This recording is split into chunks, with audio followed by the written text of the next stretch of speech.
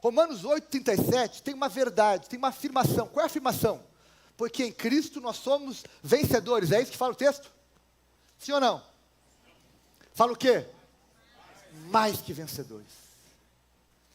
Mas sabe, meus irmãos, esse mais que vencedores, às vezes quando você não entende muito bem, você pode achar que é um ufanismo, que é mais que vencedor. Como assim? Estou aqui cheio de problema, um monte de coisa para pagar, não estou dando conta disso, daquilo, doente, problema com o filho, problema com a mulher, problema com o trabalho, tristeza, depressão. Como assim que eu sou mais que vencedor? Bem, você é mais que vencedor porque Cristo já venceu. E porque Ele venceu, a vitória dele nos alcança. E nós também podemos andar em vitória. Nós também podemos vencer as mesmas batalhas que Ele venceu. Nós podemos vencer o pecado e vencer o mundo. Que foi o que eu falei pela manhã. Jesus teve 4 grandes batalhas na sua jornada aqui na terra. Primeiro, nós vimos pela manhã que Jesus venceu o pecado. Ele foi o primeiro e o único ser humano que não pecou. Porque ele tinha uma natureza divina num corpo humano.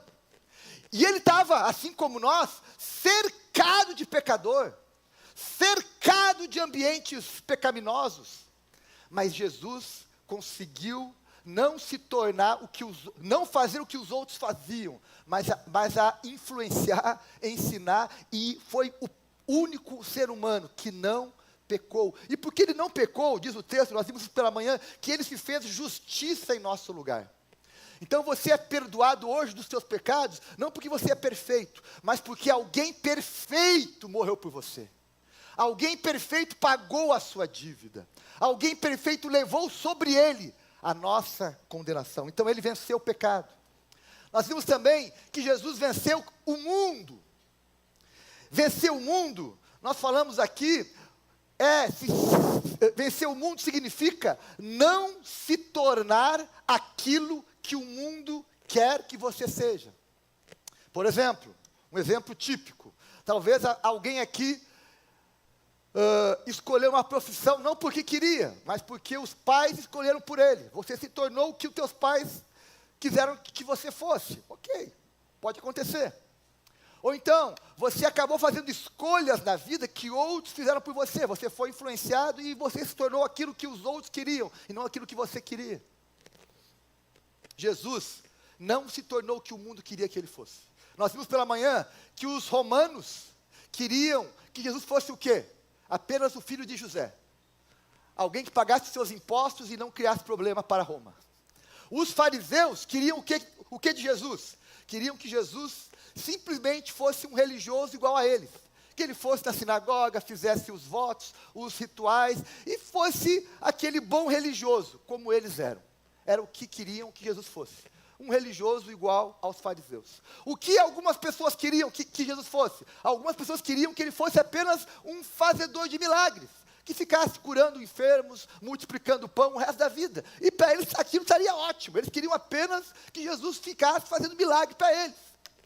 Outros queriam que Jesus fosse o quê? Que se tornasse um general de guerra, que expulsasse os romanos de Israel, que derrubasse o Império Romano, que, enfim, fosse o rei político de Israel.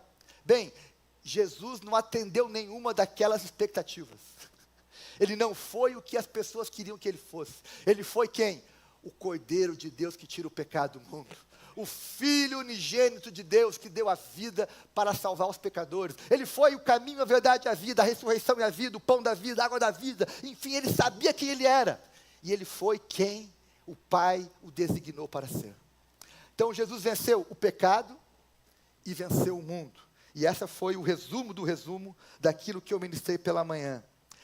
Agora, eu vou ministrar sobre os 2 adversários que Jesus também derrotou. Que foram Satanás e a morte. Então vamos lembrar os 4 adversários que Jesus derrotou?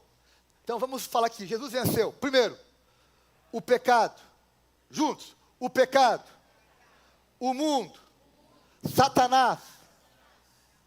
Mas está muito ruim, né? Acho que ele pode fazer melhor, né? Vamos de novo?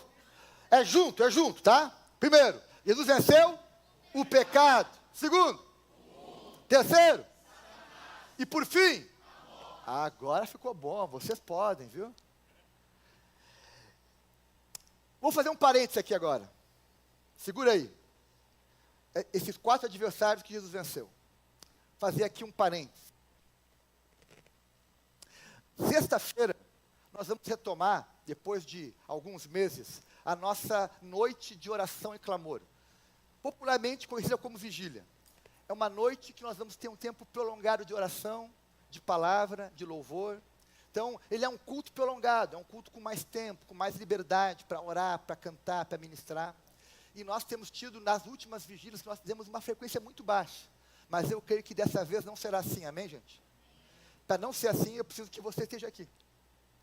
Então, sexta-feira, 8 horas, eu queria muito contar com a sua presença aqui, para nós termos um tempo especial de buscarmos a Deus juntos, de orarmos, de clamarmos, e crendo que onde há clamor há resposta, e eu creio que cada pregação requer de nós uma resposta, e cada oração que nós fazemos, nós pedimos a Deus uma resposta. Então, sexta-feira, eu convido você a estar aqui com a gente, às 8 horas, para um tempo bem especial. Daila, também queria te fazer uma pergunta, porque eu acho que é uma pergunta de algumas mulheres. Dá o microfone ali para Daila, Isabela. Por que as mulheres têm que se inscrever até amanhã só, para a conferência? Pastor, seguinte, Explica. na verdade a gente vai prorrogar, né? A gente botou o pagamento até o dia 10.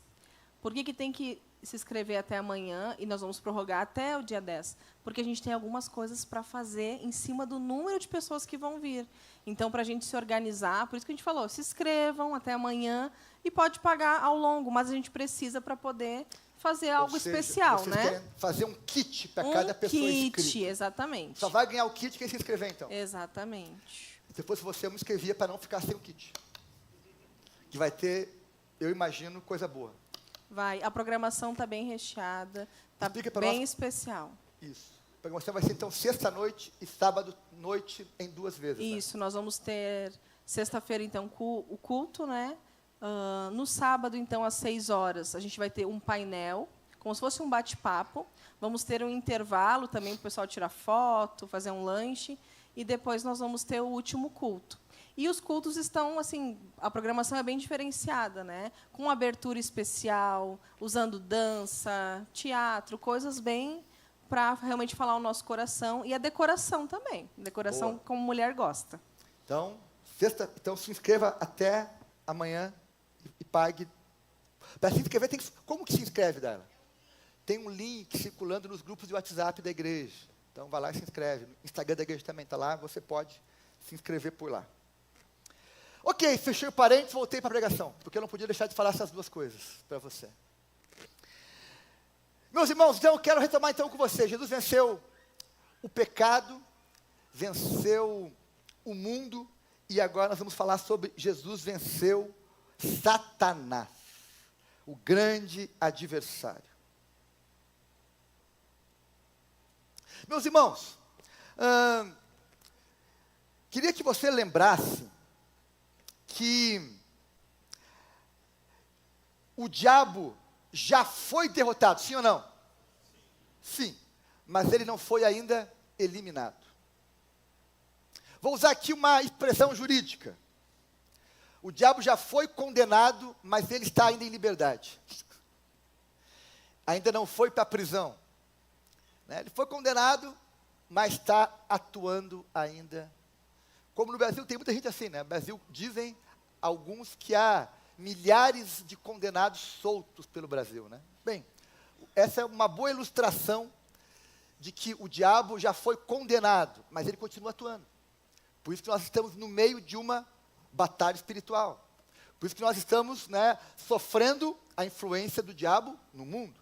A Bíblia diz que o mundo jaz no maligno. Por isso que nós lutamos contra o mundo, porque o mundo é dominado pelo maligno. Essa dominação se dá como? Por uma cultura, por um sistema, por valores, enfim, é dessa forma que o mundo que jaz no maligno segue sendo um adversário nosso. Nós lutamos contra a cultura do mundo. Nós queremos trazer a cultura do céu para a terra, os valores do céu para a terra, mas os valores do diabo no mundo são outros. Por isso que há essa batalha cultural, essa batalha moral, essa batalha ética, essa batalha que, em última análise, também é espiritual. Então, o diabo já foi derrotado, mas ele continua atuando no mundo.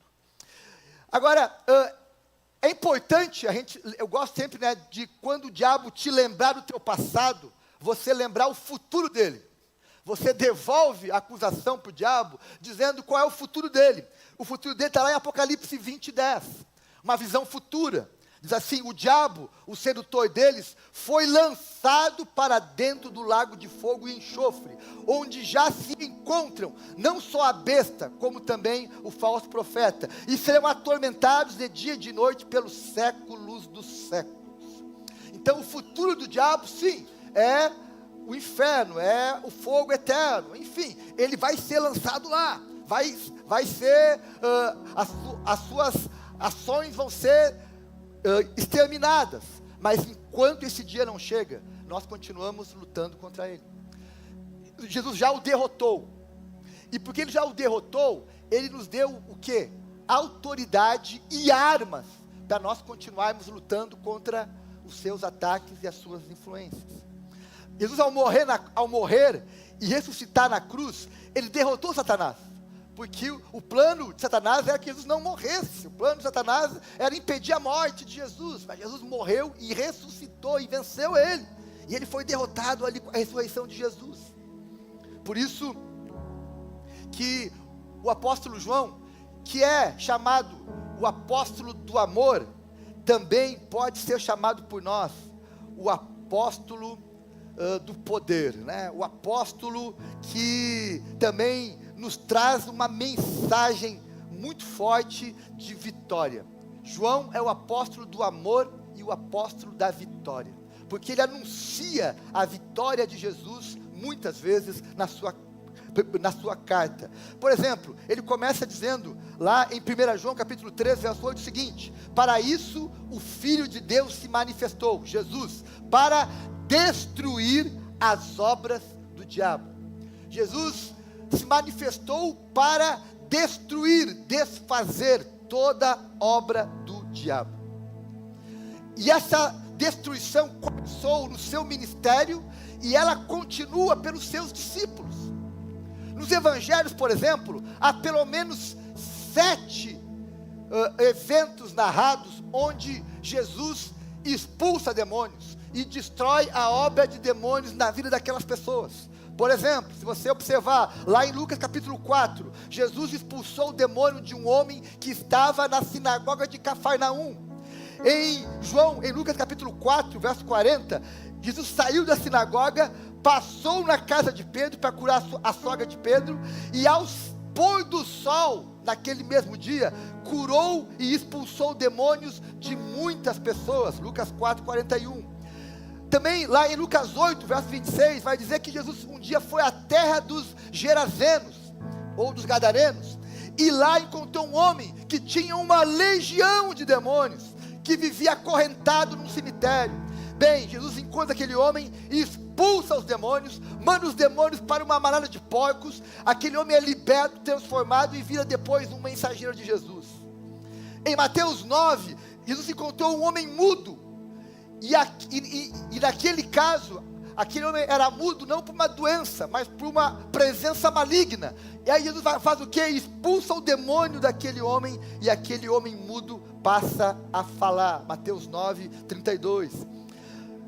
Em Mateus 15, Jesus encontra uma mulher cananeia, que a filha estava endemoniada, e a mulher intercede por sua filha, e Jesus, em resposta ao clamor daquela mãe, liberta a filha dos demônios. Mateus 15, 21. Em Mateus 12, Jesus, ao final de um dia de ministrações, de muitos ensinos, diante dos fariseus que estavam ali atormentando ele encontra um homem endemoniado, e ele usa aquele homem endemoniado para mandar uma mensagem aos fariseus, e liberta aquele homem do demônio. E Mateus 17, a 7ª narrativa de libertação, um homem procura Jesus e diz o seguinte: Jesus, meu filho sofre na mão de demônios há muitos anos. Eu procurei os teus discípulos e eles não conseguiram expulsar os demônios do meu filho. Eu vim aqui te pedir um recurso, segunda instância, já que os teus discípulos não conseguiram, o Senhor pode libertar o meu filho? Bem, Jesus, em resposta ao clamor do pai, expulsa os demônios daquele menino e ensina algo para nós e para os seus discípulos, dizendo: bem, há batalhas que só são vencidas com oração e jejum. Então Jesus, no seu ministério, ele destruiu muitas e muitas obras do diabo. E ele, depois nós vamos ver no livro de Atos, que os seus discípulos continuam a fazer isso, a destruir as obras do diabo, a ministrar a libertação, a expulsar demônios, a romper desafios, a enfrentar batalhas espirituais. Nós vamos ver isso ao longo do livro de Atos, das cartas apostólicas, e depois nós vamos continuar vendo isso na história da igreja. Até os dias de hoje, nós continuamos revestidos da mesma autoridade, do mesmo poder, para continuar, em nome de Jesus, destruindo toda a obra do diabo. Amém, meus irmãos? Você e eu fomos revestidos de poder, de graça e autoridade para desfazer a obra do diabo.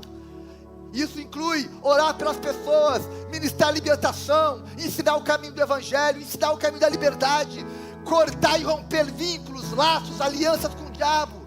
Enfim, nós podemos, porque Jesus destruiu as obras do diabo, nós também podemos fazer isso. Amém, meus irmãos? Quem aqui está disposto a fazer isso? Nós somos chamados a fazer isso. Nós somos chamados. É como se você fosse um policial que não quisesse combater a criminalidade. O que você acha de um policial que vê alguém roubando o outro e não faz nada? Bom, vai dizer, esse policial aí, ele está com algum problema. Bem, um crente que vê alguém sofrendo na mão do diabo e não faz nada, é como um policial que se nega a combater um assaltante. É a mesma coisa. Por isso você e eu somos chamados a usar a autoridade do nome de Jesus. A obra de Jesus está em nós, para que nós possamos desfazer toda obra do diabo. Deixa eu te falar uma coisa. Desfazer a obra do diabo não é só expulsar demônios que estão gritando, gemendo, se contorcendo.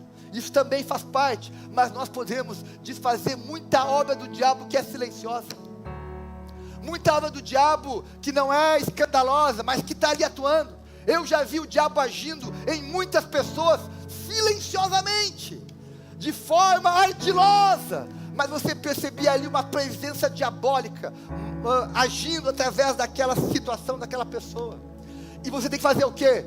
Em nome de Jesus, repreender toda obra das trevas que se manifesta na vida de qualquer pessoa, seja uma manifestação visível, escandalosa, ou silenciosa, ardilosa, como também acontece. Desfazer a obra do diabo é também ministrar paz a pessoas atormentadas. Tem pessoas que podem não estar sendo possessas pelo diabo.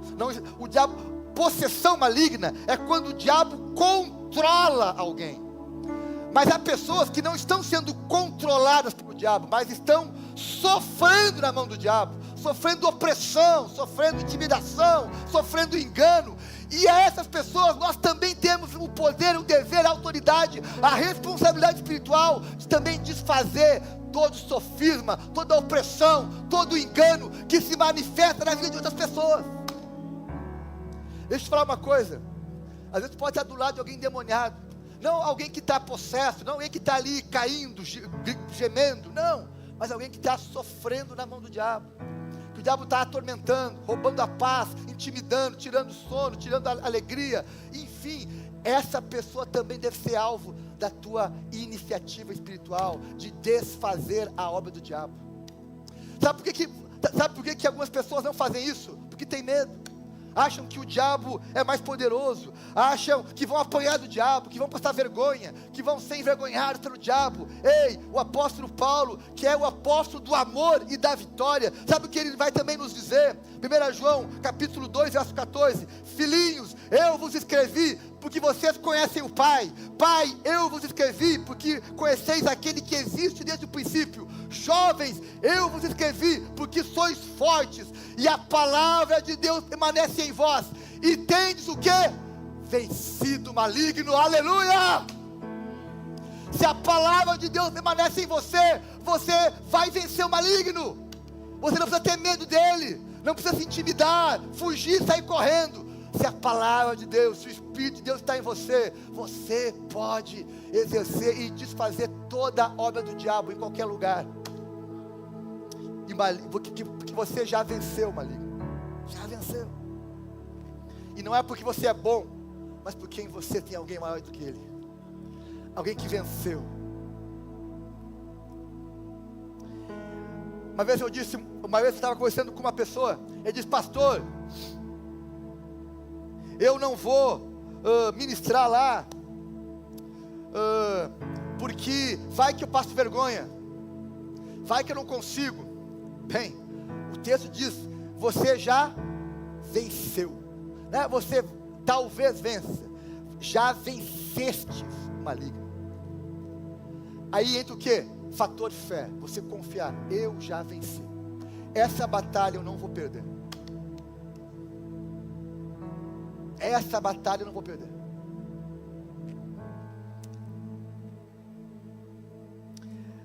Alguém pode dizer, pastor, eu não vou lá, já ouvi isso. Vai que eu vou lá orar para uma pessoa que está sofrendo na mão do demônio, o demônio sai dele e vem para mim.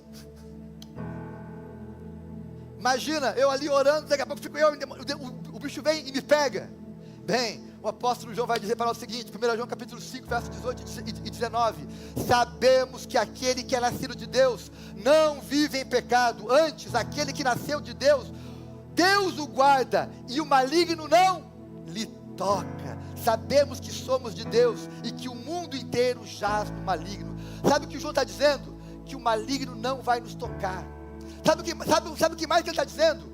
Que o mundo é do maligno, o mundo jaz no maligno, mas nós não somos mais do mundo, aleluia! Nós não somos mais do mundo. Então ele não governa mais a nossa vida, ele não pode mais nos tocar, nos manipular, nos dominar. O verbo tocar aqui quer dizer agarrar e controlar. O diabo não controla mais a sua vida em nome de Jesus. Se você nasceu de novo, tem o Espírito Santo de Deus, o diabo não controla mais a tua vida. Então não tenha medo, tenha ousadia, intrepidez, coragem no Espírito Santo. Sabe qual é a maior arma do diabo? E é a arma que ele mais usa e que mais funciona. É o medo. Ele intimida, ele assusta. E aí tem pessoas que quando vê uma situação meio nervosa, meio tensa, preferem se encolher, se intimidar, sair de perto. Mas o apóstolo João está nos dizendo o seguinte: o diabo pode rugir, pode andar em seu derredor, pode lançar dardos inflamados, mas ele não pode dominar aquele que está em Cristo Jesus. Aleluia! Aí ele diz que ele pode rugir, ele anda ao derredor, ele atira dardos, mas ele não controla mais a sua vida. E você pode destruir, desfazer toda obra das trevas. O apóstolo João, ele vai reconhecer sim, que o mundo jaz no maligno, mas ele deixa claro, nós somos de um outro mundo, de uma outra pátria, de um outro reino, temos uma outra unção, uma outra graça sobre nós, e por isso o diabo não tem mais forma de nos enfrentar, de nos derrotar. O apóstolo Paulo, sabe como que ele explica isso? Ele usa uma expressão para explicar esse controle que é muito rica. Nos tempos bíblicos, nos tempos que o apóstolo Paulo vivia, havia algo chamado selo imperial. Quando o imperador selava com seu selo, com seu anel, um documento, aquilo era inviolável, aquilo tinha autoridade sobre qualquer outro documento, porque era o selo do imperador, era o selo imperial que dizia: isso aqui vai acontecer. Ele decretava um decreto, botava o selo, e diante do selo do imperador, aquela era a palavra final. O apóstolo Paulo olha para esse exemplo, que todo mundo conhecia na sua época, e ele escreve em Efésios capítulo 1, verso 13: o Espírito Santo selou vocês. Há um selo maior que o selo do imperador, o selo do Espírito, para que o diabo, quando olhar para você, ele enxergue que você foi selado pelo Espírito Santo de Deus, que o sangue de Jesus está presente na tua vida. Essa marca, esse selo, é a garantia de que a sua vida pertence ao Senhor Jesus. Aleluia! Eu não sei você, mas eu me empolgo com isso, porque a minha vida não está mais nas mãos do diabo. Quando eu me converti, quando eu me tornei seguidor de Jesus, diz a Bíblia que eu fui transportado do reino das trevas para o reino da maravilhosa luz. Quem aqui foi transportado para o reino da luz? Aleluia! Por isso que Jesus venceu o diabo, e nós também podemos vencê-lo no dia a dia, nas batalhas.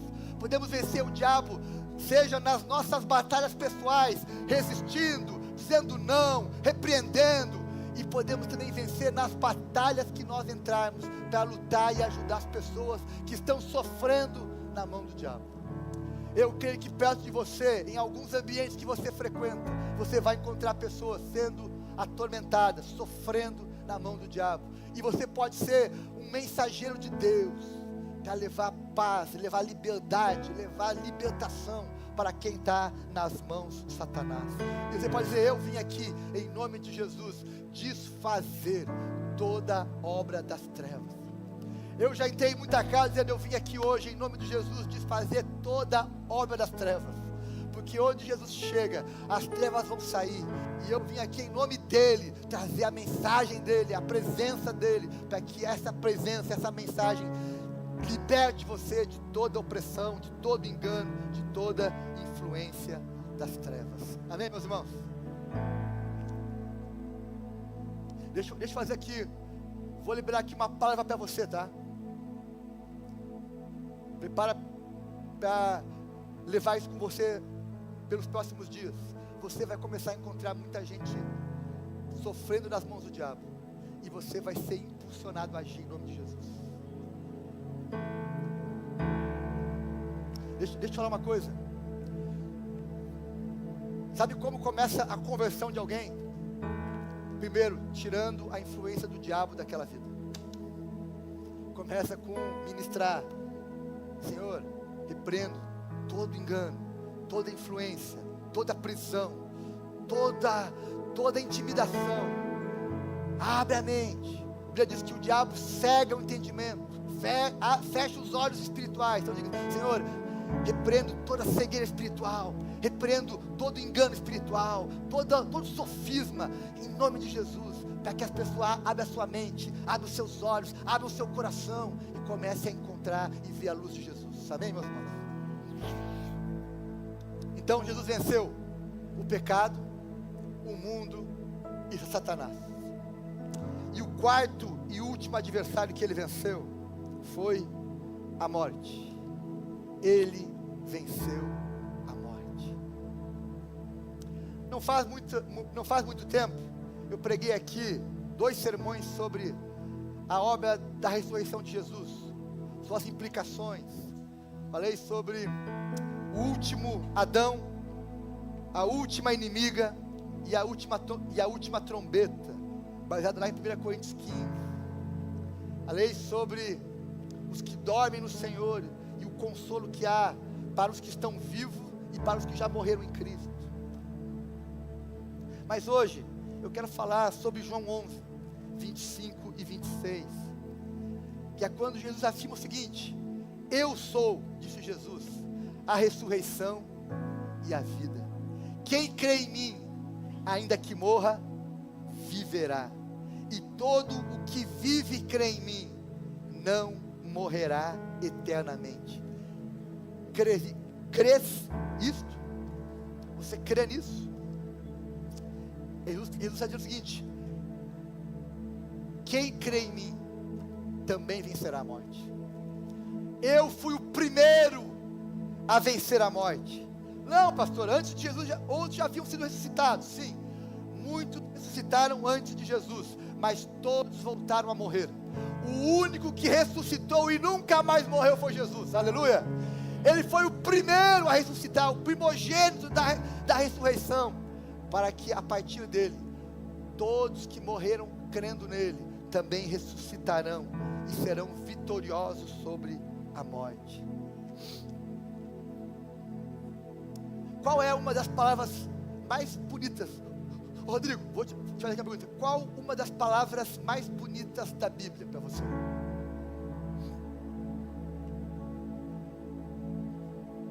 Uma frase da Bíblia que tu acha uma das mais bonitas.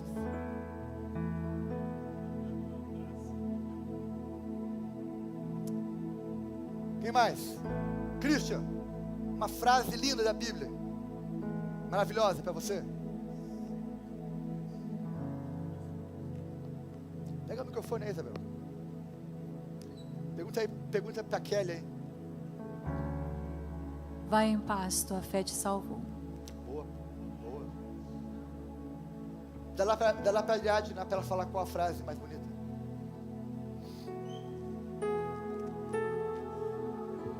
Porque nem a morte, nem a vida, nem poderes, nada pode nos separar do amor de Deus que está em Cristo Jesus. Aleluia, glória a Deus. Euclides também?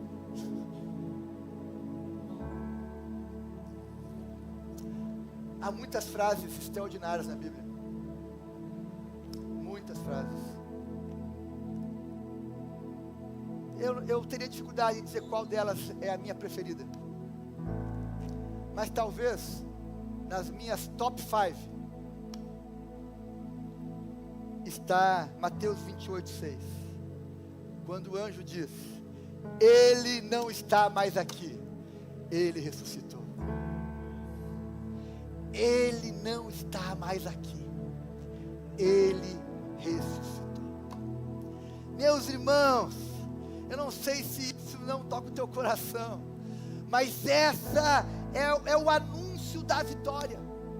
Sabe, quando o teu time ganha, quando alguém ganha uma batalha, uma competição, alguém diz: olha, aqui está o vencedor, né, o campeão. Bem, o anjo apareceu às mulheres e disse: Ele não está mais aqui, Ele ressuscitou. O anjo ali anunciou a vitória, e essa vitória ficou registrada para que você e eu pudéssemos nos lembrar dela, geração após geração. Ele não está morto, Ele ressuscitou. Aleluia! Eu não sei porque você ainda está sentado. Se eu fosse, você já estaria de pé aplaudindo, dizendo: oh, Ele ressuscitou, Ele vive. Rodrigo, eu já estaria cantando, porque Ele vive. Eu posso crer no amanhã. Porque Ele vive, eu posso crer no amanhã. Essa é a mensagem bíblica. Ele venceu a morte.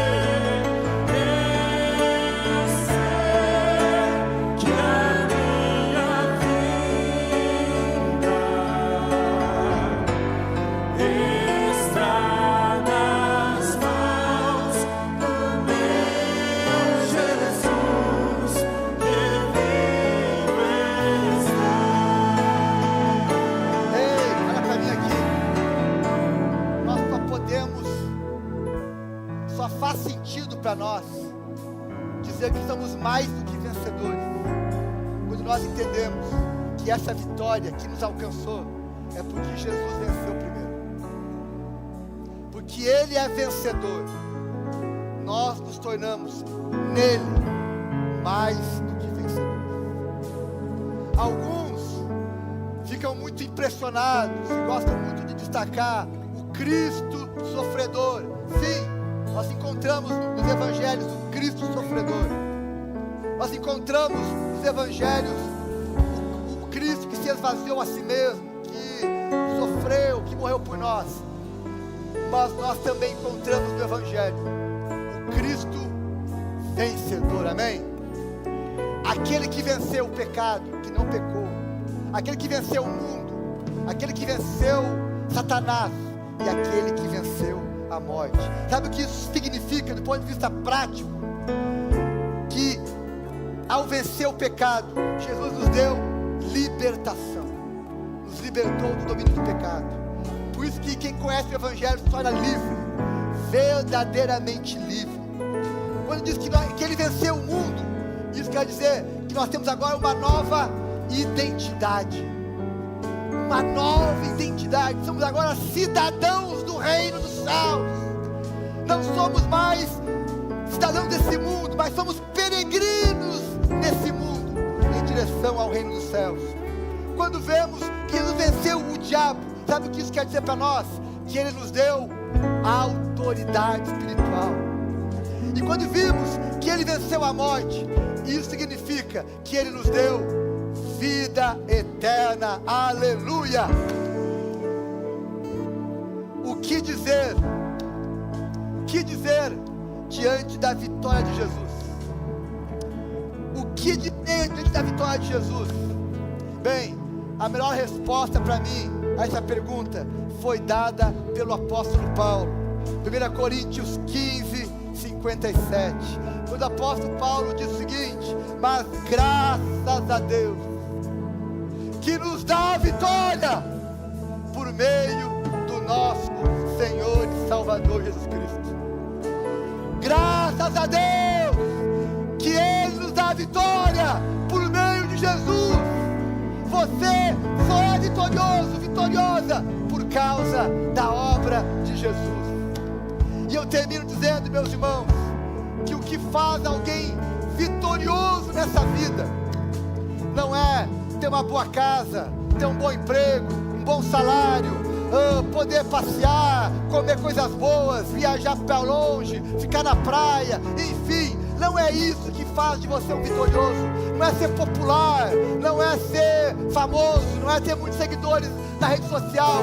O que te faz vitorioso e vencedor é você vencer o pecado, é você vencer o mundo, é você vencer o diabo e é você vencer a morte.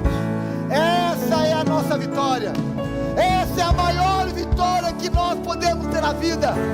E quem entender isso, quem viver isso, um dia, no último suspiro, vai poder dizer: combati o bom combate, completei a carreira e guardei a fé. Eu quero no meu último suspiro poder dizer isso, que eu venci, sim, combati o bom combate, completei a carreira e guardei a fé. Eu venci o pecado, eu venci o mundo, eu venci o diabo e eu venci a morte. Aleluia! Quem crê nisso, pode dizer: eu creio nisso. Aleluia!